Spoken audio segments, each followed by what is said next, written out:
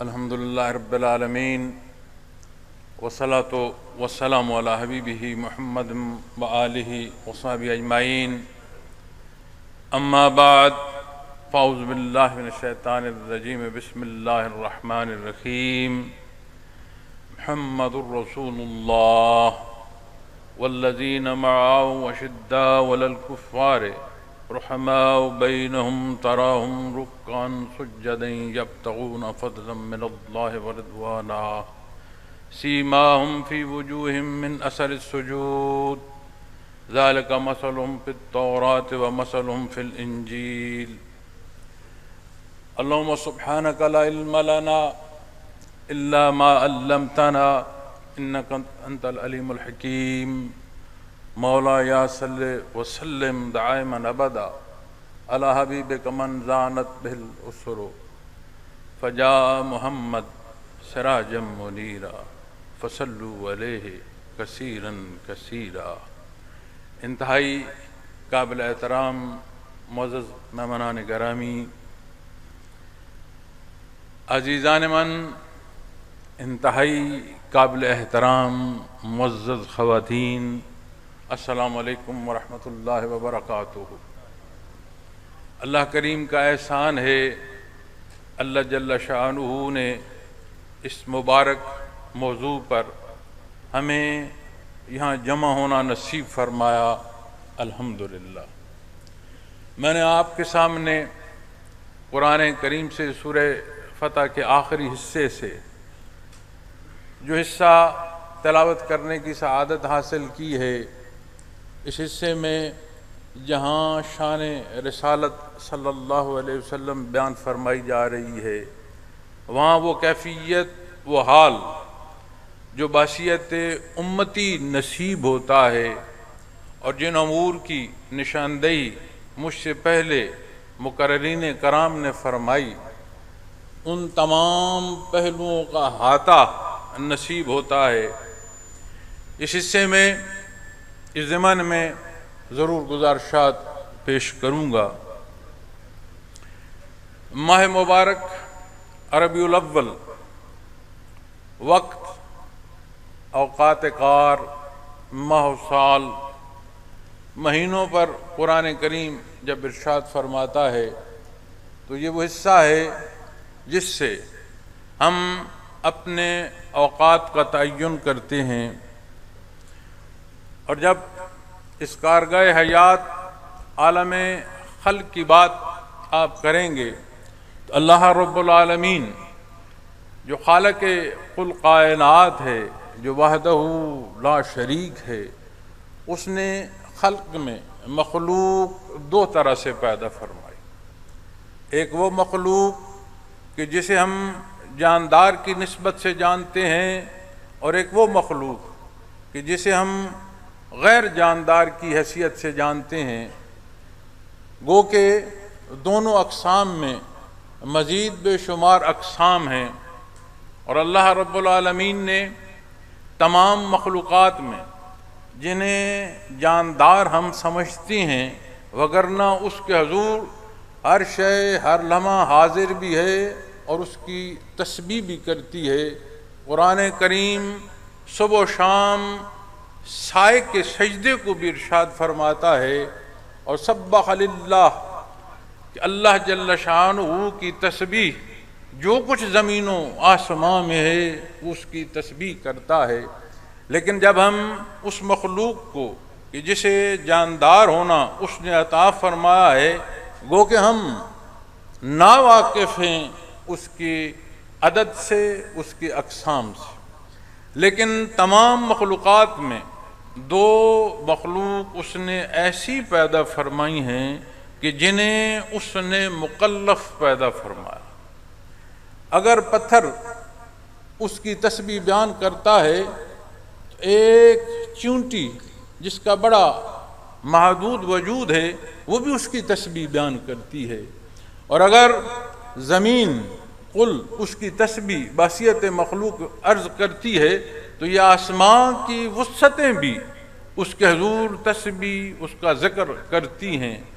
یہ ہر شے کی حیات کا سبب اس نے پیدا فرمایا، لیکن ان تمام عالم خلق میں دو مخلوق اس نے ایسی پیدا فرمائی جو مکلف ہیں، یعنی اسے یہ اختیار ہے، انا ہدیناہ السبیل اما شاکرا و اما کفورا، کہ ہدایت اسے اس نے عطا فرمائی، اب وہ شکر گزاری کی راہ کو اختیار کرتا ہے یا ناشکری کرتا ہے، وگرنہ ہر شے پابند ہے اس کے حضور تسبیح کی، جہاں جس کو جو حکم جو مقرر فرمایا ہے اس دائرے سے ہٹنا تو کجا سوچ نہیں ہے۔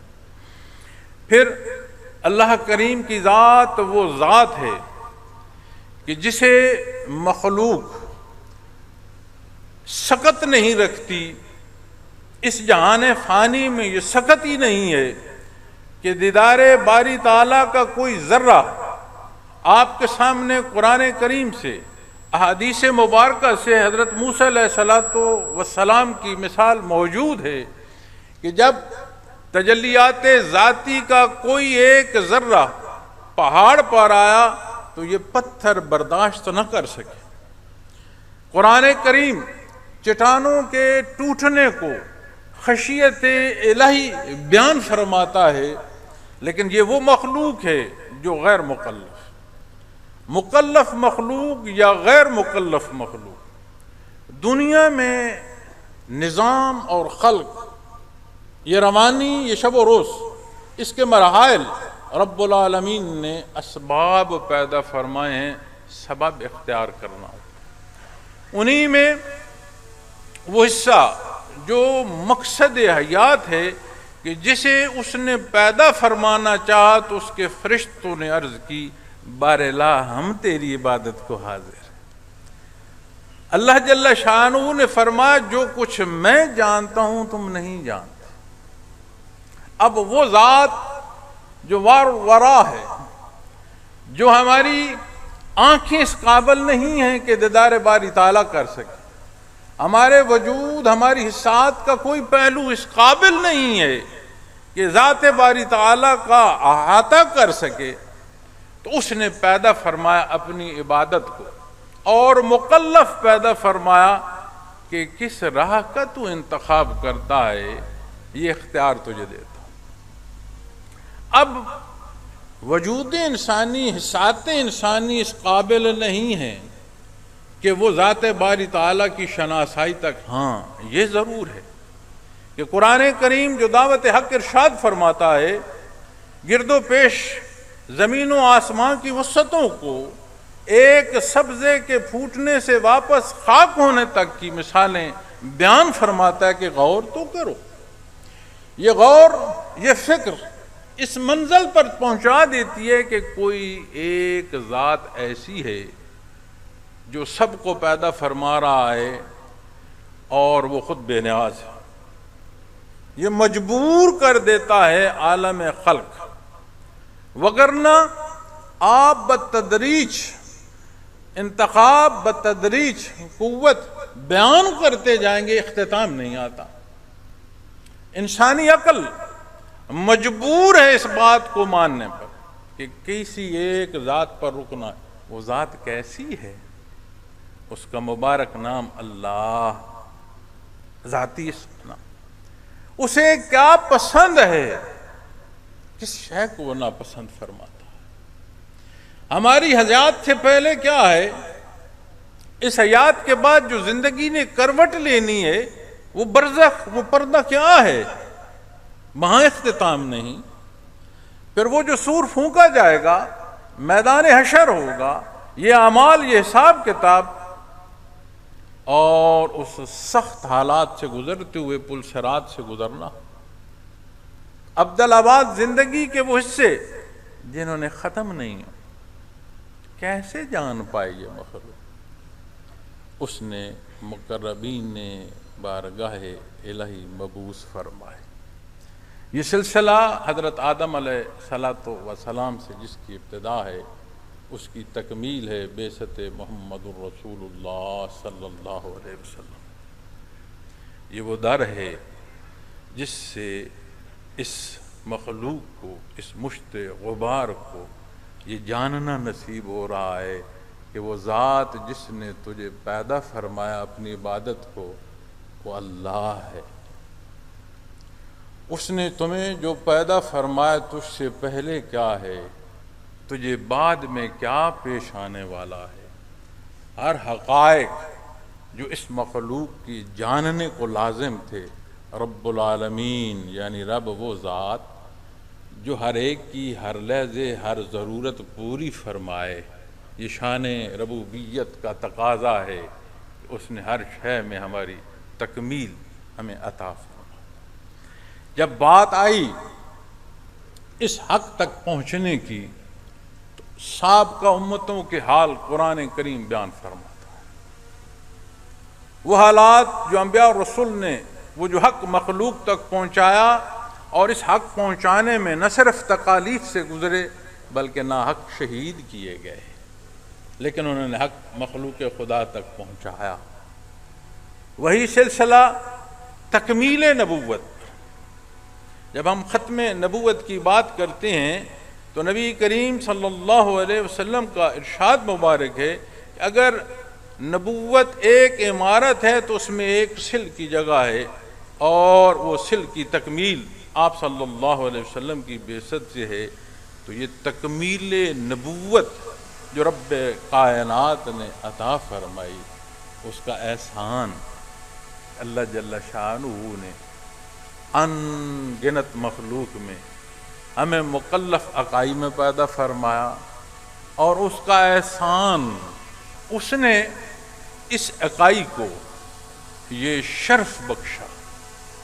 آپ غور فرمائیے گا میرے ساتھ، مخلوق مری مخلوق کتنی ہے، غیر مری مخلوق کتنی ہے، زمین پر کتنی ہے، زیر زمین کتنی ہے، زیر آب کتنی ہے۔ آپ کی تمام جدت کے باوجود اشاریے لگا کر زیرو کی تکمیل نہیں آئے گی، زندگی تمام ہو جائے گی۔ اس تمام خلائق میں رب العالمین نے ہمیں امت محمد الرسول اللہ صلی اللہ علیہ وسلم یہ شرف عطا فرما۔ ان تمام حقائق کو اپنی ذہن میں رکھتے ہوئے پھر اس آیا کریمہ پر آئیں، محمد الرسول اللہ صلی اللہ علیہ وسلم۔ قرآن کریم نے مجھ سے پہلے مقرر فرما رہے تھے کہ آپ کو روشنی اور نور فرمایا، سراجم منیر۔ جب آپ اس خلق کو سورج کے پہلوؤں سے دیکھیں گے تو سورج صرف روشنی نہیں دے رہا، خلق میں حیات کے تسلسل کا سبب رب کائنات نے پیدا فرمایا۔ اور جب آپ بات کرنا نصیب ہو محمد الرسول اللہ صلی اللہ علیہ وسلم تو اللہ کریم فرماتا ہے رحمت للعالمین۔ ایک ذات خالق ہے، باقی ساری مخلوق ہے، عالمین میں تقسیم ہے۔ ایک عالم میں کتنی ہے ہم تو عالم نہیں جانتے کہ کجا کسی ایک عالم کی مخلوق کی عدد سے آشنا ہو سکیں، لیکن ہر شے کی جو تخلیق، اس کی حیات، اس کی فرصت، اس کا تسلسل، وہ مکلف ہے، وہ غیر مکلف ہے، وہ جاندار ہے، وہ بے جان ہے، اس کا ہونا اللہ کی رحمت سے ہے۔ اور رب کائنات فرما رہا ہے کہ میں نے مجسم رحمت پیدا فرمایا اپنے حبیب صلی اللہ علیہ وسلم۔ سورج وہ جو روشنی بانٹتا ہے، جو خلق میں حیات کا سبب ہے، وہ خود لاچار ہے، مجبور ہے کہ اسے یہ رحمت نصیب ہو تو سورج کا سورج ہونا نصیب رہے۔ یہ ساری عطا ہے رب کائنات۔ اور جب یہاں رسول اللہ کے پیغمبر بات آ جاتی ہے تو میں نے عرض کیا کہ قرآن کریم میں مختلف مقامات پر مختلف شان رسالت رب کائنات نے بیان فرمائی۔ ہمارے ایک مقرر بیان فرما رہے تھے کہ میں اس قابل اپنے آپ کو نہیں سمجھتا کہ میں شان رسالت پر بات کروں، وہ بجا فرما رہے تھے، اس لیے کہ شان رسالت کلام ذاتی میں بیان فرمائی گئی ہے، جس شان کو رب العالمین بیان فرما دے مخلوق کی وہ جسارت اور حدود ہی نہیں ہو سکتی کہ اس شان کو وہ پہنچ سکے۔ یہ اللہ کا احسان ہے، اس کا کرم ہے کہ اس نے ہمیں آپ کا امتی ہونا عطا فرمایا۔ یہ ہمارے لیے شرف ہے عزیزان من، معزز خواتین و حضرات، یہ وہ شرف ہے کہ اس شرف سے جب لحد میں اترو گے، اس سے پہلے جو ابتدا ملک الموت اور سکرات الموت کی ہے، وہاں سے سمجھ آنا شروع ہو جائے گی یہ کتنا احسان ہے میرے اللہ۔ پھر جو درجہ رسالت ہے یہ تمام اسلوب کو احاطہ کرتا ہے، اسی لیے اکتفا فرمایا محمد الرسول اللہ، وہ محمد جو اللہ کے رسول ہیں صلی اللہ علیہ وسلم۔ آپ کی ذات، آپ کی شان۔ حدیث شریف میں آتا ہے کہ حضرت آدم علیہ السلام مٹی اور گارے کے ضمن میں تھے، میں تب بھی اللہ کا نبی تھا۔ وہ رب العالمین جس نے اپنے محبوب کو پیدا فرمایا، جس کے سبب مخلوق پر رحمت فرمائی، اس نے ایسے ایسے پہلو اور ایسے ایسے انداز شان کے عطا فرمائے ہیں کہ ہماری زبانیں، ہمارے علم یہ حدود میں ہیں، اور وہاں بات لامحدود کے معنوں میں چلی جاتی ہے، ہم اس قابل ہی نہیں۔ یقیناً وہ درست فرما رہے ہیں۔ اس موضوع پر جب بھی بات آتی ہے تو میری ذاتی زبان گنگ ہوتی ہے، میں نہیں بول سکتا، ہاں اس رشتے کے پہلوؤں کو ضرور بولتا ہوں۔ بحیثیت امتی ہمیں یہ ادراک رہے کہ کتنا اللہ کا احسان ہے، اس نے ہمیں یہ نسبت عطا فرمائی ہے امتی ہونے۔ اب امتی کو میں عرض کرتا ہوں، قرآن کریم کی آیات ہیں، اللہ جل شانہ نے 3 پہلوؤں سے عہد لیا ہے اس خلق میں پہنچنے سے پہلے۔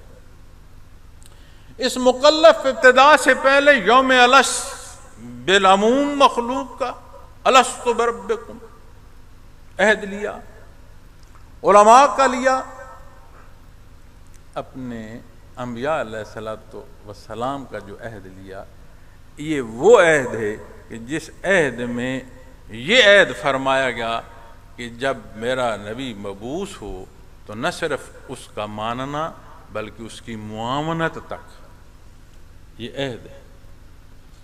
اور خلق کے امتحان سے پہلے یہ عہد، اللہ جل شانہ نے نبی کریم صلی اللہ علیہ وسلم کو جب معراج شریف عطا فرمائی تو معراج شریف کے سفر سے پہلے بیت المقدس میں انبیاء علیہ الصلوۃ والسلام کی پوری جماعت اس نے آپ صلی اللہ علیہ وسلم کی امامت میں 2 گانا ادا کیے۔ وہ جو آپ کا اللہ کا آخری نبی اور امام الانبیاء وہ بھی تکمیل ہوئی، اور عملی حصے میں آپ صلی اللہ علیہ وسلم کا اقتداء نصیب ہوا۔ وہ ذات کہ جس کے امامت میں اللہ کریم نے اپنی مقرب ہستیوں کو 2 گانا عطا فرمایا، وہ ذات کہ جس کی خدمت پر اللہ کا وہ فرشتہ مقرر ہے جس کے ایک ایک ارشاد کا جواب عرض کر رہا ہے، وہ فرشتہ کہ جس کے صادق الامین اور قوت کا ہونا یہ شہادت قرآن کریم عطا فرما رہا ہے، وہ ذات ہے محمد الرسول اللہ صلی اللہ علیہ وسلم۔ ہم کچھ نہیں، بات اس طرف ہے میں گناہگار ہوں، کمزور ہوں، کم علم ہوں، بات نسبت کی آئے گی۔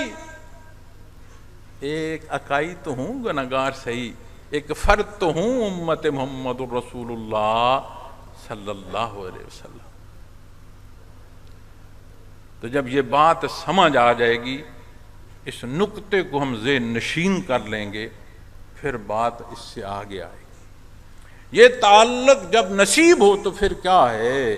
والذین معه اشداء علی الکفار رحماء بینہم، فرما ترجمہ عرض کرتا ہوں، اور جو لوگ آپ کے ساتھ ہیں وہ کافروں کے مقابلے میں سخت ہیں اور آپس میں مہربان ہیں۔ اب جب آپ اس ترجمے کو دیکھیں گے، بالعموم جائیں گے، تو بات سمجھ آئے گی کہ بڑے سخت ہیں، لڑائی کرتے ہیں، آپس میں معاونت میں رہتے ہیں، جیسے میں نے ترجمہ عرض کی، صدقے ان لوگوں کے جنہیں رب کائنات یہ شرف بخشتا ہے کہ کلام ذاتی کو ہمارے سمجھنے کے لیے آسان کرتے چلے جاتے ہیں۔ وہ مفسرین کرام جنہیں یہ شرف نصیب ہے کہ تعلیمات محمد الرسول اللہ صلی اللہ علیہ وسلم ہم جیسے کم فہم لوگوں کے لیے تحقیقی پہلوؤں میں بھی آسان کر دیتے۔ حضرت قاسم فیضات مولانا امیر محمد اکرم اعوان رحمۃ اللہ تعالی علیہ جب اس آیا کریمہ کے اس حصے پر پہنچتے ہیں، وہ فرماتے ہیں انسانی مزاج کی دو کیفیات ہیں، دو قوتیں ہیں، ایک ہے قوت غضبیہ، ایک ہے قوت شہوانیہ۔ مخلوق خدا میں تاریخ انسانیت میں دیکھ لو، بڑی بڑی قوموں کے انقلاب آئے ہیں، جو انقلابی رہنما تھے ان کے بڑے بڑے بت بنائے گئے، انہی قوموں نے انہی بتوں کو منہدم کیا اور افسوس کیا کہ ہم نے کیا اپنا نظم تہ بالا کر دیا۔ کیا سبب تھا؟ کوئی کسی کی سنتا نہیں، کوئی کسی کی مانتا نہیں۔ کیا سبب ہوا؟ قوت غضبیہ ابھاری گئی، تمہارے ساتھ ظلم ہو رہا ہے، تم اپنی قوت سے اپنا حق لوگے۔ پھر قوت شہوانیہ ابھاری گئی کہ جہاں کوئی بیٹھا ہے وہ سارا ہٹ جائے گا، تم وہاں پہنچ جاؤ گے، جو کسی کے پاس ہے وہ تمہارے پاس آ جائے گا۔ میں اس کی باریکیاں بیان کرتا جاؤں تو شاید موضوع سے ہٹ جاؤں، لیکن ضابطہ اور اصول اور حدود عرض کر رہا ہوں۔ تو وہی تاریخ جب قوت غضبیہ اور شہوانیہ لوگوں نے مخلوق کی اجاگر کی، ہم نے دیکھا ممالک کے ممالک الٹ گئے، قوموں کے دھارے جو ہیں وہ بکھر گئے، اور وہی لوگ جو تعمیر کے نام پر یہ سارا کچھ تخریبی پہلوؤں سے کرتے آئے، وہی افسردہ ہوئے کہ ہم نے کیا کیا۔ کیوں؟ اس لیے کہ وہ قوت غضبیہ اور قوت شہوانیہ ان دونوں کا استعمال۔ پھر آپ ذاتی زندگی پر آ جائیں، اپنے ایک ایک عمل کو دیکھیں، ایک ایک عمل کو پہچانیں، ایک ایک عمل کو پرکھتے ہوئے آپ کو سمجھ آئے گی یا میں سختی اور نفرت اور شدت کے معنوں میں کسی معنی سے عمل کر رہا ہوں، یا میں محبت اور چاہت کے پہلوؤں سے کسی چیز کو چاہ رہا ہوں۔ پھر ان دونوں کیفیات کو دیکھیں، دونوں کیفیات اعتدال سے بڑھ جائیں تو لوگ غصے میں قتل کر دیتے ہیں، اور جسے غصے میں قتل کرتے ہیں انتہائی اقدام ہے، اس کے بعد پھر خود دکھ کر رہے ہوتے ہیں، خود افسوس کر رہے ہوتے ہیں۔ اور قوت شہوانیہ محبت میں بہتے ہوئے ہم یہ کہتے ہیں کہ محبت اور جنگ میں سب جائز ہے، لیکن جب نقصان اٹھاتے ہیں پھر سمجھ آتی ہے کہ میں نے ظلم اور زیادتی کیا، اپنا آپ اجاڑ دیا۔ تو جب انسانی مزاج اور انسانی زندگی کے ان دو قوتوں کو بیس میں لاؤ گے، تاریخ سے دیکھو گے، ذات سے دیکھو گے، تو سمجھ آیا کہ بندہ تو پھر ان قوتوں کا اسیر ہو گیا۔ اب یہاں سمجھ آتی ہے کہ جسے میت محمد الرسول اللہ صلی اللہ علیہ وسلم ہو، اسے یہ قوتیں اسیر نہیں کرتی، بلکہ یہ قوتیں اس کی اسیر ہو جاتی ہیں۔ اسے غصہ آتا ہے تو حدود دیکھتا ہے، اسے محبت آتی ہے تو اس محبت سے تجاوز میں نہیں جاتا۔ کیا دیکھتا ہے؟ میرے اللہ کا کیا حکم ہے، میرے نبی کریم صلی اللہ علیہ وسلم نے کیا فرمایا ہے۔ وہی لوگ جو پانی پلانا جانور کا ان کو یہ تکلیف دیتا تھا کہ وہ اس تکلیف سے غصے میں اس درجے کو پہنچتے تھے کہ لوگوں کو گردنیں اڑا دیا کرتے تھے، پھر اس بوڑھے آسمان نے، اس دھرتی کے سینے نے یہ شہادت دی کہ سانس ٹوٹ رہی ہے، ان کا نہیں، یہ پانی کا گھونٹ میرے بھائی کو دے دو۔ تو بڑا مشکل ہے یہ کیفیت اور یہ حال۔ کیسے نصیب ہوئی؟ معیت محمد الرسول اللہ صلی اللہ علیہ وسلم سے میرے وطن عزیز پاکستان کی بات کی گئی، اس موضوع کے تحت بات کی گئی، اس مبارک مہینے کی ساعتوں میں بات کی گئی۔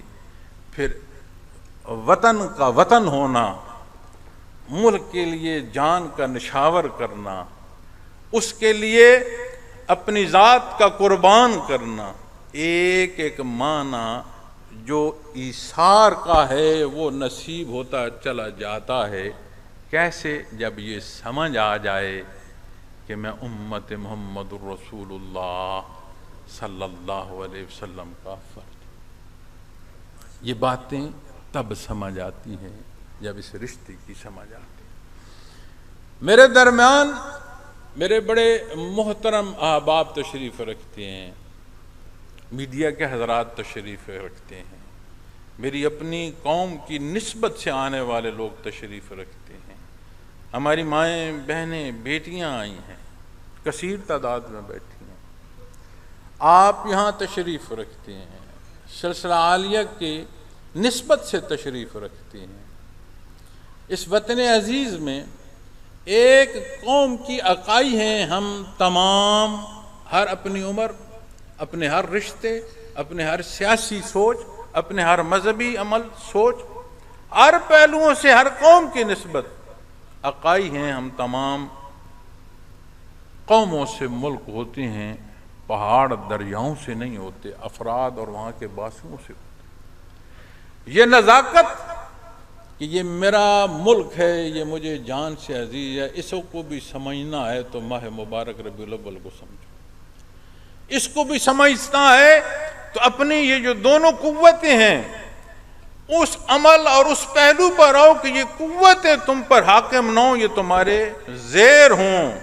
تمہیں معلوم ہے کہ مجھے غصہ ہو تو میری حدود کیا ہیں، اور اگر میری محبت ہے تو میرے لیے وہ حدود و قیود کیا ہے۔ پھر نبی کریم صلی اللہ علیہ وسلم کی ذات اقدس سے جو محبت ہے، صحابہ کرام رضوان اللہ علیہم اجمعین نشان منزل ہیں اس رائے عشق کے۔ آپ مخلوق سے عشق پوچھتے ہو، نبی کریم صلی اللہ علیہ وسلم نے فرمایا مجھے پتھر، مکہ کا وہ پتھر جہاں مشرکین تکلیف دیے کرتے تھے، چاہتے تھے کہ آپ جلوہ افروز نہ رہیں، نعوذ باللہ، فرمایا وہاں کے ایک پتھر مجھے یاد ہے جو مجھ پر درود و سلام کرتا۔ فرمایا اود پہاڑ مجھ سے پیار کرتا ہے، میں اس سے پیار کرتا ہوں۔ ایک اونٹ، جانوروں میں اونٹ کا غصہ بہت غضبناک ہوتا ہے، جان لیوا ہوتا ہے اور یہ بھولتا نہیں۔ مدینہ منورہ میں ایک اونٹ کی شکایت آئی کہ وہ ایسی کیفیت میں ہے کہ وہ ہر ایک کو مارنے دوڑ رہا ہے۔ آپ تشریف لے گئے، وہ ہنہناتا آیا اور قدموں میں سر رکھ دیا۔ جب ہم اس محبت کو دیکھتے ہیں تو خشک تنا، خشک لکڑ کا تنا، کھجور کا تنا اور خشک، اسے مسجد نبوی میں گاڑا گیا کہ جس کے ساتھ آپ ٹیک مبارک لگا کر ارشاد فرمایا کرتے تھے، بیان فرمایا کرتے تھے، تربیت فرمایا کرتے تھے۔ تو غیر ملک سے کسی نے مثال دیکھی جو آج ہمارے سامنے منبر رسول ہے، اس طرح 3 نشستوں کا یہ بنایا گیا، آپ نے پسند فرمایا۔ مسجد نبوی میں آپ کی تشریف آوری کے لیے اسے آویزاں کیا گیا۔ آپ تشریف لے گئے منبر رسول پر، صحابہ کرام رضوان اللہ علیہم اجمعین کی روایات ہیں کہ ایسی دردناک رونے کی آواز پیدا ہوگی کہ گردو پیش دیکھا کہ اس درد سے کون بلک رہا ہے۔ نبی کریم صلی اللہ علیہ وسلم منبر سے اٹھے اور اس تنے کے پاس جا کر اس کو ہاتھ رکھا۔ روایات میں ملتا ہے جیسے سسکتا بچہ آہستہ آہستہ چپ کرتا ہے، اس طرح اس کی سسک آہستہ آہستہ کم ہوئی۔ خشک تنا ہے. میں نے پہاڑ، جانور، شجر و حجر آپ کو عرض کیا، یہ وہ ہیں جو نبی کریم صلی اللہ علیہ وسلم سے محبت کا اظہار کریں. مکلف حضرت انسان جنوں انس وما خلقت الجن والانس الا لیعبدون، جسے رب کائنات نے اپنے حضور سجدے کو پیدا فرمایا. جب عشق مصطفیٰ کو صحابہ کرام سے دیکھو گے نہیں اندازہ کر سکتے. حضرت ابو بکر صدیق رضی اللہ تعالیٰ عنہ تشریف فرما ہے، آپ کا بیٹا حاضر ہے. آپ کا بیٹا بدر سے بعد میں، واقع بدر کے بعد، غزوہ بدر کے بعد ایمان لایا. بات ہو رہی تھی تو انہوں نے عرض کی، اے والد محترم، بدر کی جنگ میں آپ میری تلوار کی زد میں آ گئے. شفقت بدری تھی، میں دوسری طرف رخ کر گیا. انہوں نے فرمایا، بیٹا اللہ کا شکر کر، تیری گردن میری زد پر نہیں آئی. میری تلوار پر تیری گردن زد آتی، میں تیری گردن اڑا دیتا. انہوں نے عرض کی، شفقت پدری ان کا جو محمد الرسول اللہ صلی اللہ علیہ وسلم کے خلاف صف آرا ہو، اس کی شفقت پدری کیا ہے اس کے لیے؟ وہ لوگ جنہوں نے فتح مکہ پر جو مال، اسباب، گھر، ہر شے چھوڑے تھے، مکہ مکرمہ میں فاتح کے طور پر داخل ہوئے. نماز قصر پڑی کہ جب اللہ اور اس کے حبیب کے حکم پر ہم نے وطن چھوڑ دیا تو یہ ہمارا نہیں ہے. اس محبت کو دیکھتے ہو تو صحابہ کرام رضوان اللہ علیہم اجمعین کے دور کو دیکھو، خیر القرین کی برکتوں اور اس زمانے کو دیکھو. وہ ہستیاں جہاں تک گئیں، یہ مبارک وجود اس زمین میں جہاں دفن ہیں، اسلامی ریاستیں اگر کسی نے توڑ دی ہیں، وہاں اللہ اکبر کوئی نہیں مٹا سکا. اذان کی گونج وہاں رہتی ہے. وہاں سے دین اسلام کو کوئی ختم نہیں کر سکا. اگر اس محبت کو دیکھتے ہو، اس رشتے کو دیکھتے ہو، اس ماہ مبارک کو دیکھتے ہو، اس کے منانے کو دیکھتے ہو، تو عزیزان من، وطن کا وطن ہونا، قوم کا قوم ہونا، امتی کے رشتے سے جو سمجھ آئے گا، غیر جو پہلو ہیں غیر کے، ان کو اختیار کرنے سے نہیں آئے. یہاں اسفار میں بین الاقوامی ہر طرح کے سفر میں مخلوق میں سے گزرتے ہوئے آپ دیکھتے ہیں، آپ سنتے ہیں، آپ سمجھتے ہیں. تو اگر میں آج اپنی بات کروں، قوم کی بات کروں، گھر کی بات کروں، خاندان کی بات کروں، اولادوں کی بات کروں، ایک ایک پہلو کو دیکھتے ہو، مجھے بتاؤ بکھرنا اور کس کو کہتے ہیں؟ یہ جو بکھرنا ہے کسے کہتے ہیں؟ یہ بات کی گئی ہے، غزہ کی بات کی گئی ہے. آپ صرف غزہ بولے، بے انتہا ظلم ہو رہا ہے. اور شام کو جب وہ ظلم کی خبر چل رہی ہوتی ہے تو عین کھانے کا وقت ہے اور ہم کھانا نوش فرماتے ہوئے اس خبر کو دیکھ رہے ہوتے ہیں کثیر تعداد میں. جب ہم اپنے معاشروں کی بات کرتے ہیں، وہ ریڑھی، وہ جانور کہ جس سامان کو اس ریڑے پر رکھتے ہوئے لوگوں نے وطن عزیز کی تقسیم پر جانیں قربان کرتے ہوئے اس طرف کا رخ اور سفر کیا، آج سیلاب کی صورت میں اتنی 70-75 سالوں کے بعد پھر ہمیں وہ کیفیت نظر آ رہی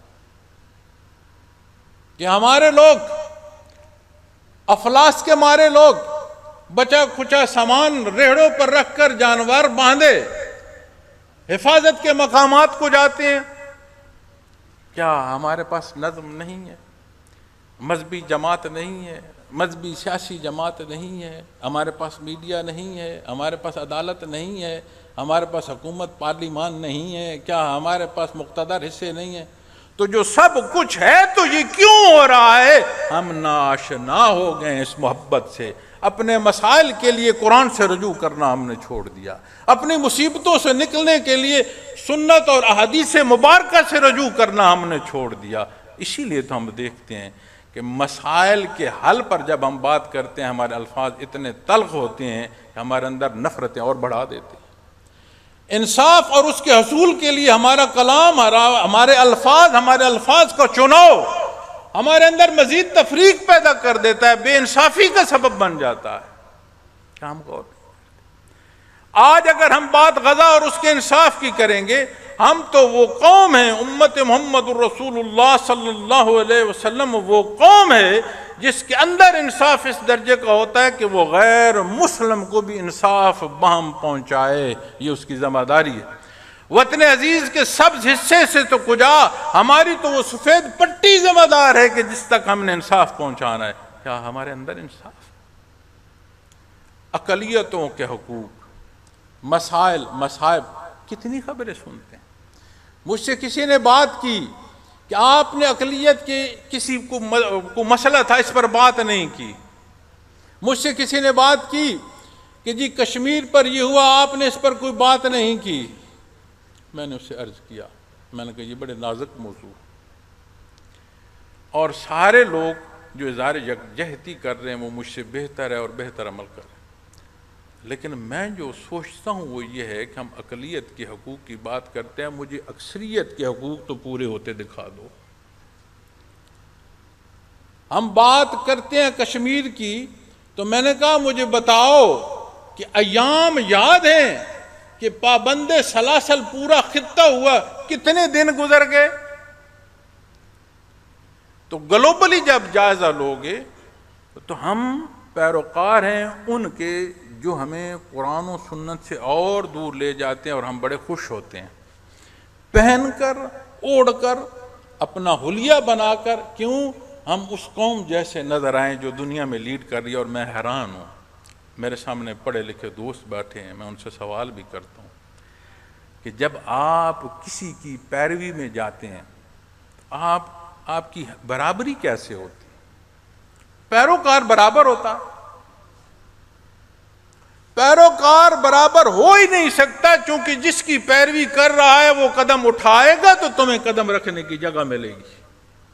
اور قرآن کریم نے جو تجھے مساوات عطا فرمائی ہے، وہ تجھے ایسی خوبصورت زندگی اس کی رہنمائی دیتی ہے کہ لوگ دنیا کے لیے جان دیتے ہیں اور تم جان لیے پھرتے ہو کہ اللہ اور اس کے حبیب کا حکم آئے تو میری جان سرخ روح دے لوں۔ یہ نہیں ہے کہ اس وطن عزیز میں، اس قوم میں جان نثار نہیں۔ اگر جان نثار نہیں ہے تو روز جوان بیٹوں کو بوڑھی مائیں ان کے شہداء اور ان کے جسود کو کیوں دیکھ رہے ہیں؟ ہمارے قبرستانوں میں جاؤ، قبرستانوں میں اس وطن عزیز کے جھنڈے گڑی جو قبریں ہیں ان کی گنتی تو کرو۔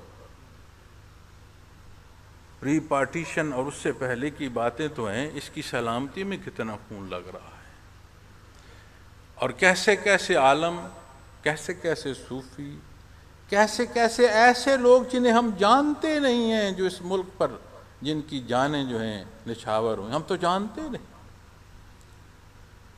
جتنا ہم اپنے ادارہ جاتی تقسیم، قوم، مذہبی تقسیم، لسانی رنگت، ان پر جتنی وہ بحث کریں گے جو تلخ ہے وہ ہماری نہیں ہے۔ ہمیں اتفاق پر لاتا ہے قرآن کریم، ہمیں ایک قوم بناتا ہے امت محمد الرسول اللہ صلی اللہ علیہ وسلم۔ ہم وہ قوم نہیں ہیں کہ جو کنارے بیٹھ کر بحث کرے اور مخلوق ڈوبتی رہے۔ ہم وہ قوم ہیں کہ اپنے اسلوب، اپنے اسباق، اپنا رجوع قرآن سے ہو، اپنا رجوع احادیث سے ہو، اپنا رجوع سنت خیر الانام سے ہو، ہم دوسرے کی جگہ خود ڈوب جانا پسند کریں گے۔ یہ ایسا ملک ہے، اس میں ایسی مخلوق ہے، صاحب ایمان ہیں، کیفیات محمد الرسول اللہ صلی اللہ علیہ وسلم کے حامل سینے ہیں۔ لا تقوم الساعة حتى لا يقال في الارض اللہ اللہ، او کما قال محمد رسول اللہ صلی اللہ علیہ وسلم۔ فرمایا تب تک قیامت قائم نہیں ہوگی جب تک دنیا میں آخری اللہ اللہ کرنے والا موجود ہے۔ تو یہ جو سورج چمک رہا ہے نا، یہ جو طلوع و غروب ہے، یہ جدت کے سبب نہیں ہے، صاحب ایمان کے سبب۔ یہ نبی کریم صلی اللہ علیہ وسلم کا فرمان۔ عزیزان من، جب اس رشتے پر آؤ تو میں ماہ مبارک میں ہدیہ کلام سنتا ہوں، لوگوں کی دعائیں وہ حکم فرماتے ہیں، اس پہلو کی دعا، اس پہلو کی دعا، اور میں دیکھتا ہوں ہم ہدیہ عقیدت پیش کر رہے ہیں اور کیا کہتے ہیں، میری یہ مجبوری، میری وہ مجبوری۔ اور عجیب بات ہے، محب جو ہوتا ہے نا، وہ محبوب کا مطیع نہ ہو تو وہ عشق سچا نہیں ہوتا۔ دنیا کی محبتوں میں محبوب کے مطیع ہو جاتے ہو، کہتے ہو میں ہر شے نچھاور کرتا، تو وہ تو دنیا ہے، خلق ہے، عارضی اور فانی جہان۔ اصل محبت کا مقام تو یہ ہے۔ تو جب یہاں محبت کی بات آئے گی تو بات نچھاور کرنے کی آئے گی، اپنی جان لیے پھرتے ہوگے کہ کہیں کسی حکم پر مجھے جان دینا نصیب ہو جائے۔ حضرت رحمت اللہ تعالیٰ علیہ فرمایا کرتے تھے، اس خطے میں غزوۃ الہند ہوگا، عالم کفر ایک طرف ہوگا، صاحب ایمان ایک طرف ہوگا، اور کڑی بات ہوگی، آسان نہیں ہوگی۔ فرمایا کرتے تھے، یا اللہ مجھے اتنی زندگی دے کہ میں اس میں جان دے سکوں۔ تو بنیادیں بڑی بنیادی حیثیت رکھتی ہیں۔ یہ جو عمارت جس میں ہم بیٹھے ہیں بڑی خوبصورت، وسیع، لیکن اللہ کا شکر ہے اپنی وسعت کے باوجود سمٹ آئی ہے، آپ نے اتنی محبت سے اس پروگرام میں شرکت کی۔ تو ظاہر میں تو بنیاد نظر نہیں آ رہی، کھڑی کس پر ہے؟ بنیاد پر۔ کیوں ہم بھول جاتے ہیں کہ جو میرا لفظ ہے، میرا عمل ہے، میری زندگی کا پل پل ہے، اگر اس محبت محمد الرسول اللہ صلی اللہ علیہ وسلم سے میں اسے سینچ دوں تو مقرر ہے تو اس کے الفاظ وہ ہوں گے جس سے ملک کی تعمیر ہوگی، جس سے اسلام کا بھائی چارہ بڑھے گا۔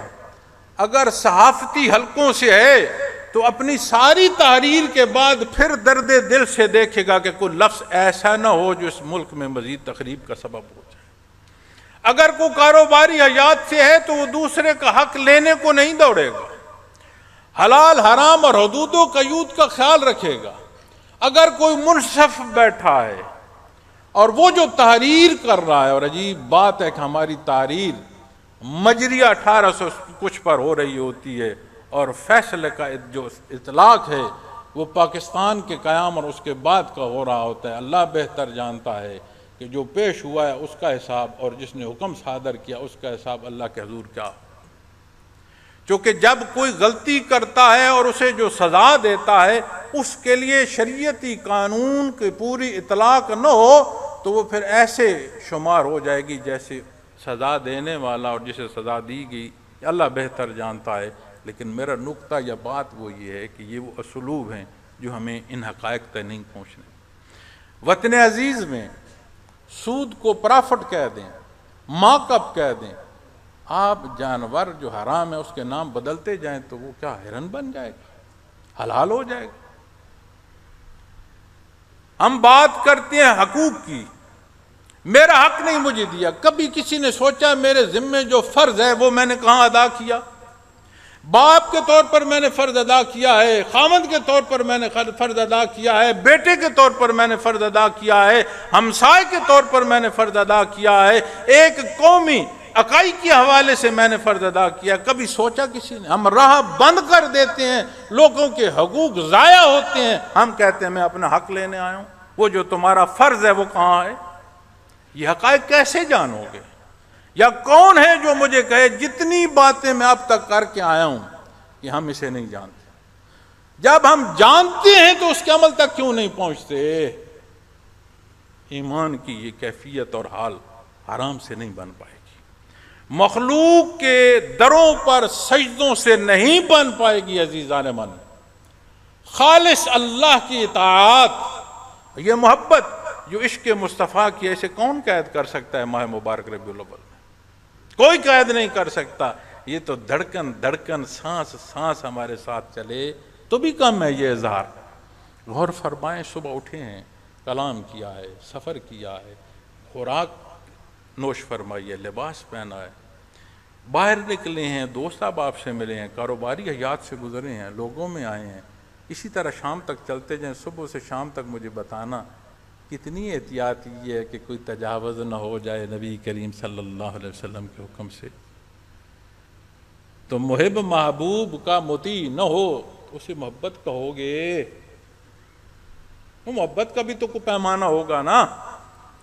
یا صرف حروف کی بات کرنا چاہتے ہیں ہم؟ تو جب ہم ان باریکیوں کو دیکھیں گے تو یقیناً ہم اپنے اس وقت میں ہیں.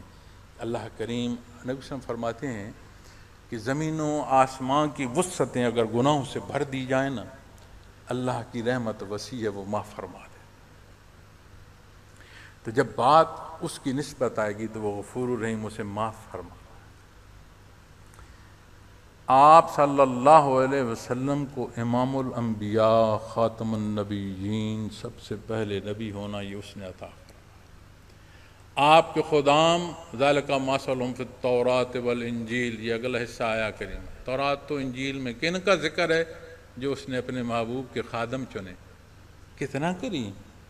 مجھے اور آپ کو امتی ہونے کا شرف، اس میں کیا ہمارا کمال؟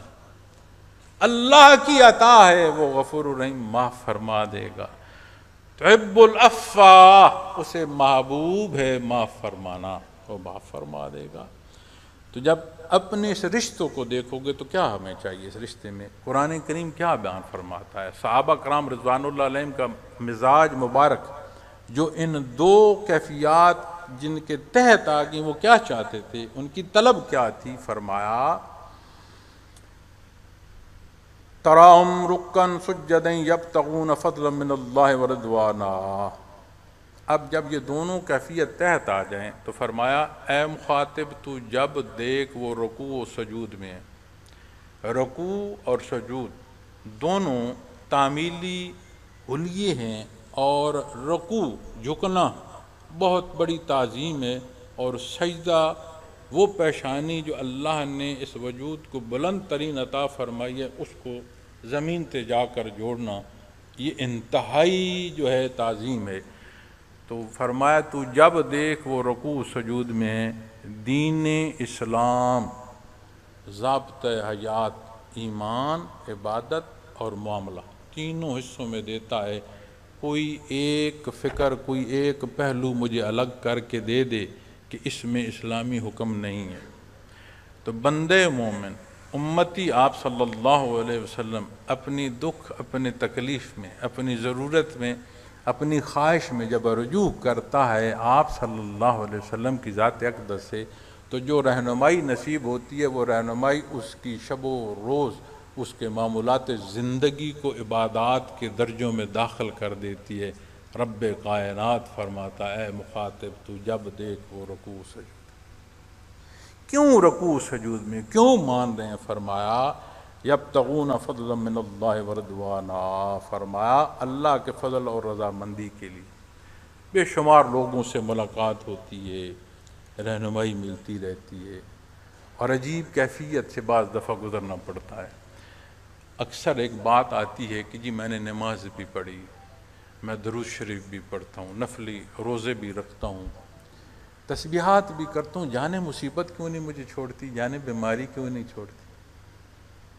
یہ ساری چیزیں ہماری ضرورت ہیں، ہماری زندگی کو ایک راہ اور تعین دیتی ہیں، اور اللہ نے یہ احسان فرمایا کہ ہم اپنی ضرورت پوری کر رہے ہیں. اس نے اس کو عبادت بھی فرمایا، اجر اور ثواب اپنی رضا اور قرب کے منازل سے بھی نوازا. بجائے یہ سمجھنے کے کہ مجھ پر اللہ کی عطا ہے کہ میں سجدہ کر رہا ہوں، ہم سجدوں کو سودوں میں لے آتے. سجدوں کو سودوں میں لائیں گے تو کبھی دیکھا ہے جو ایمان ہی نہیں رکھتے ان کو بھی رزق دے رہا ہے، ان کی بھی صحتیں ہیں، وہ بھی زندگی بس کر رہے ہیں. صفت رحمانیت سے تو وہ بھی مستفید ہو رہے ہیں جہان فانی میں. کبھی غور کیا؟ مالک سے سودے نہیں، وہاں وہ فرما برداری درکار ہے جو غیر مشروط ہو. مسلمان کسے کہتے ہیں؟ فرما بردار. بندگی کسے کہو گے؟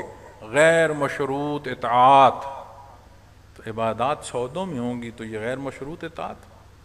یہ وہ حقائق ہیں جو تعلیمات محمد رسول اللہ صلی اللہ علیہ وسلم کی ہیں. محترم سامعین کرام، یہ جو کیفیت ہے یہ کیا ہے؟ یہ ادراک جو نہاں خانہ دل سے اٹھے. جو جان لینا جسے پسند تھا وہ جان نثار کیسے کر جاتا ہے؟ اس کیفیت اور حال کو جاننے کو چلو گے تو اسے کیفیات محمد رسول اللہ صلی اللہ علیہ وسلم کہتے ہیں۔ تعلیمات محمد رسول اللہ صلی اللہ علیہ وسلم کے امی علماء کرام ہیں، اللہ ان کی محنتیں قبول فرمائے، ایک تسلسل ہے جو ہم تک پہنچنے کا سبب ہے۔ اسی طرح سلاسل تصوف جو کیفیات محمد رسول اللہ ہم تک پہنچانے کا سبب ہے، یہ صدری علوم ہے۔ اعمال صالح نصیب ہوں، اللہ توفیق عطا فرمائے، اللہ معاف فرما دے، قبول فرما دے۔ قرآن فرماتا ہے بہت بڑی کامیابی حاصل کی اسی زندگی میں، اسی فرصت میں۔ کیا کہتے ہیں ورکنگ آورس، جاب ٹائم کیا کہتے ہیں؟ اسی میں وہ حصہ بھی درکار ہے کہ فرائض کی ادائیگی کے بعد اور جستجو کی جائے کہ اللہ کی رضا کے ساتھ اس کا قرب نصیب ہو، اس لیے اور محنت اور مجاہدہ کیا جاتا ہے۔ لیکن یاد رکھیں، علم کا حصول یا کیفیات کا حصول، اسے جانچنا ہے کہ اسے علم نصیب ہو گیا ہے، یا جسے علم کے بعد پھر کیفیات قلبی نصیب ہو گئے ہیں اسے جانچنا ہے۔ تو یہی زندگی ہے جس میں اور آپ جی رہے ہیں، یہی بیماری ہوگی، یہی خوشی اور تکلیف ہوگی، یہی اختیار ہوگا، یہی مجبوریاں ہوں گی، یہی ضروریات ہوں گی، یہی خواہشات ہوں گی، اسی میں گزرتے ہوئے لیکن رخ بدل جائے گا۔ ان حدود کا خیال رکھو گے جو اللہ نے مقرر فرمائی، ان حدود پر جان دو گے جنہیں نبی کریم صلی اللہ علیہ وسلم نے مقرر فرمائی۔ یہ جان نثاری وہ بنیاد ہے جو معاشرے کو ترتیب دیتی ہے، جو انتشار کو اور ہجوم کو قوم ہونا بناتی ہے، جو اپنی ذات کی جان نثاری، یہ نہیں کہ جب قوم اس بات پر ہو جائے کہ مجھے کیا ملا، یہ انتشار ہے، میں نے کیا دیا، یہ بنیاد ہوتی ہے اجتماع کی، اس کی قوت کی۔ یہ وہ حقائق ہیں جن میں سے ہم زندگی بسر کر رہے ہیں۔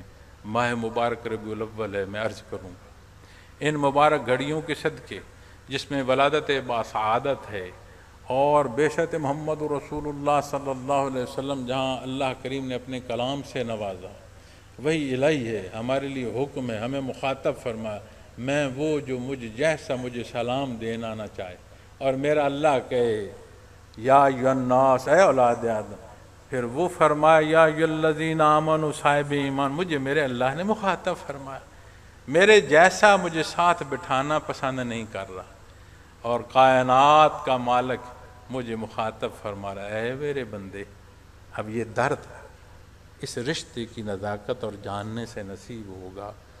تو جب یہ بات نصیب ہو تو سیماہم فی وجوہہم من اثر السجود، پیشانی سجدے اعمال ظاہر وجود یہ شہادتیں دے گا۔ آج ہمارے اعمال، ہمارا کردار جو شہادت دے رہا ہے وہی ہمارے اندر ہے۔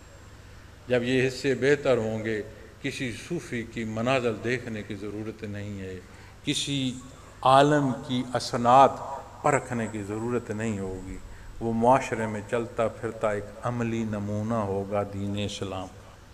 یہ وطن عزیز اللہ کا احسان ہے کہ ریاست مدینہ کے بعد رب کائنات نے ہمیں یہ مسجد عطا فرمائی، پاک زمین مسجد کہتا ہے۔ اس کے ادارے، اس کی تقسیم، اس کی تنظیمات، اس کی سیاست، اس کے باسی سارے ہمارے ہیں، اور کسی تعمیر کو تخریب سے حل نہ کر پاؤ گے۔ آگ آگ سے نہیں بجھتی، اس کی تدبیر اور ہے۔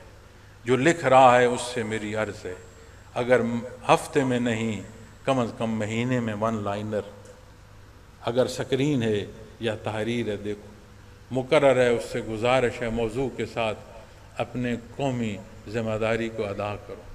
میرا شعبہ تصوف ہے، تصوف خانقاہ ہمارے ہاں بالعموم سمجھا جاتا ہے الگ تھلگ ہو کر بیٹھا۔ میں نے جتنی گزارشات پیش کی ہیں پہلی ابتدا سے لے کر اب تک، اگر آپ غور فرمائیں تو میں نے ساری عملی زندگی کی پیش کی ہے۔ اور آخر میں اپنی بات کو سمیٹتے ہوئے یہ عرض کروں، بے شمار بحث ہے، بے شمار نقصانات ہیں، مسائل۔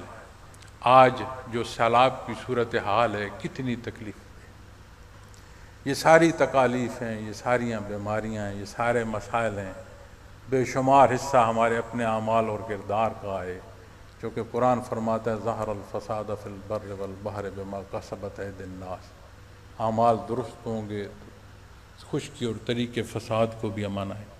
لیکن اس تمام گفتگو میں جہاں سنیں اعتراض نشاندہی آتی ہے کہ میں یہ سمجھتا ہوں اس 25 کروڑ ملک کی آبادی میں کثیر جان نثاروں کی ہے، کثیر خاموش سپاہیوں کی ہے، اس وطن عزیز کو جس نے اللہ نے خون کی قربانیاں دینے اور بیٹیوں کی عزتیں نچھاور کرنے کے بعد عطا فرمایا، وہ اس کی حفاظت فرمائے گا۔ ریاست مدینہ سے بے شمار لوگوں نے، بے شمار دنیا کی قوتوں نے مٹانا چاہا، اللہ نے اسے سلامت رکھا، اللہ اسے بھی سلامت رکھے گا۔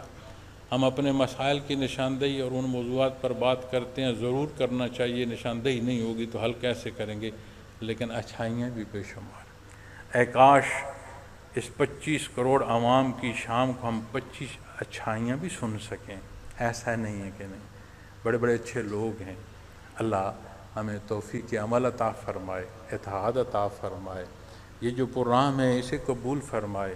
آپ تمام احباب تشریف لائے، کسی کو نشست میسر آئی اور شاید کسی کو نشست میسر نہ آئی، کسی کو میں یہاں بٹھا سکا یا شاید میں کسی کو یہاں نہ بٹھا سکا، لیکن ایک بات یاد رکھیے گا، اللہ شاہد ہے، اس پروگرام کا انعقاد میں نے ذات کے لیے نہیں کیا، اللہ شاہد ہے، میں قرآن کریم پر ہاتھ رکھ کر بات کر رہا ہوں، میں نے اس لیے نہیں کیا کہ لوگ سلسلے کو جان پائیں، میں نے واقعی اس محبت میں کیا ہے جس محبت کی میں نے آپ کے سامنے بیان کیا ہے۔ اللہ شاہد ہے کہ میں نے اپنے اسی درد میں جو یہاں محسوس کرتا ہوں، اپنے اس حکم کو جو میرے شیخ نے مجھے دیا ہے، وہ حکم جو میرے قرآن نے مجھے دیا ہے، وہ اتباع جو میرے محمد رسول اللہ صلی اللہ علیہ وسلم نے مجھے دیا ہے، اس محبت میں کیا ہے۔ کمزوری ہو سکتی ہے، خطا ہو سکتی ہے، لیکن نیت میں فرق نہیں ہے۔ نعرہ تکبیر، اللہ اکبر، نعرہ رسالت، آداب محمد وصلوا علیہ آداب محمد وصلوا علیہ، نعرہ تکبیر، نعرہ رسالت، پاکستان۔ تو میں اپنی بات کو، اپنی گفتگو کو اختتام پر لاتے ہوئے سلسلہ عالیہ کا تعارف اور یہ عرض کر دوں کہ یہ محبت کا اظہار الحمدللہ اللہ نے توفیق دی ہے کہ مختلف شہروں میں ہوا ہے، ہوتا جا رہا ہے، اللہ برکت دے، لیکن اللہ منتظمین کا انتظام قبول فرمائے، آپ تمام کا آنا، ایک ایک قدم اٹھانا اللہ قبول فرمائے، مجھ کم علم اور گنہگار کا کوئی لفظ کمی بیشی پر واقع اللہ مجھے وہ معاف فرمائے، اور صدق کے دل سے ہمیں قرآن و سنت کی جو تعمیل ہے وہ نصیب ہو۔ سلسلہ عالیہ، سلسلہ نقشبندیہ و ویسیہ میں جو طریقہ ذکر ہے، میں یہ آپ کو عرض کرنا چاہتا ہوں، کئی نئے لوگ بیٹھے ہوں گے، اللہ کے نام کا ذکر ہے اور خیال کیا کریں، آنکھیں بند، قبلہ رخ بیٹھ کر اعوذ باللہ اور بسم اللہ پڑھ لیا کریں کہ سانس اندر آئے تو لفظ اللہ سانس کے ساتھ دل کی گہرائی میں اترے، اور سانس خارج ہو، روح کی چوٹ باہر سے دل پر لگے، یہ طریقہ یہ۔ آپ اپنے معمولات میں بھلے منٹ 2 منٹ کے لیے اس میں ذات کا یاد کرنا، اسے اختیار فرمائیے، کہنے اور سننے کی ضرورت نہیں ہوگی، چونکہ جو محسوس کرو گے اسے کہنے سننے کی ضرورت نہیں۔ آخر جو احباب سلسلہ عالیہ میں بیعت ہونا چاہتے ہیں، ان کے لیے جو میں کلمات پڑھوں وہ میرے ساتھ پیچھے پڑھتے آئیں، جب نسبت دوں اسے قبول فرمائیے۔ یہی جو ہماری مائیں بہنیں بیٹی جو لیڈیز سیکشن ہے، ان سے بھی میری گزارش ہے کہ وہ جو بیعت کرنا چاہیں سلسلہ عالیہ میں، وہ میرے ساتھ سیدھا ہاتھ اٹھا کر پڑھتے آئیں، سبحان اللہ والحمد للہ ولا الہ الا اللہ واللہ اکبر ولا حول ولا قوة الا باللہ العلی العظیم، استغفر اللہ ربی من کل ذنب واتوب علیہ، اشہد ان لا الہ الا اللہ، اشہد ان محمد عبدہ ورسولہ۔ اللہم صلی علی محمد وعلی آل محمد ما صلیت علی ابراہیم وعلی آل ابراہیم انک حمید مجید، اللهم بارك على محمد وعلى آل محمد ما باركت على إبراهيم وعلى آل إبراهيم إنك حميد مجيد. آپ سب کو رسالیہ میں بیعت کی اور اس کی نسبت عطا کی، کہیں بیعت قبول کی. آمین. الحمد للہ رب العالمین والصلاة والسلام علی حبیبہ محمد وآلہ وصحبہ اجمعین. اللہم صلی علی محمد النبی الأمی وآلہ وصحبہ وبارک وسلم. ربنا لا تزغ قلوبنا بعد إذ هديتنا وهب لنا من لدنك رحمة إنك أنت الوهاب إنك أنت الوهاب إنك أنت الوهاب. ربنا ظلمنا أنفسنا وإن لم تغفر لنا وترحمنا لنكونن من الخاسرين. ربنا آتنا في الدنيا حسنة وفي الآخرة حسنة وقنا عذاب النار. بار اللہ ہم بڑے کمزور اور گنہگار ہیں، ہمارے حال پر رحم فرما، ہماری غلطیاں اور گناہ معاف فرما دے میرے مالک. ہمیں اپنی محبت عطا فرما، ہمیں نبی کریم صلی اللہ علیہ وسلم کی محبت عطا فرما. یا اللہ ہمیں دین اسلام کی سمجھ عمل کی توفیق مخلوق تک پہنچانے کی استعداد عطا فرما. بار اللہ ہماری حفاظت فرما، ہمارے بچوں کی حفاظت فرما، ہمارے والدین کی حفاظت فرما، ہمارے بڑے پیارے جو گزر چکے ہیں ان پر رحم فرما، انہیں بخش دے.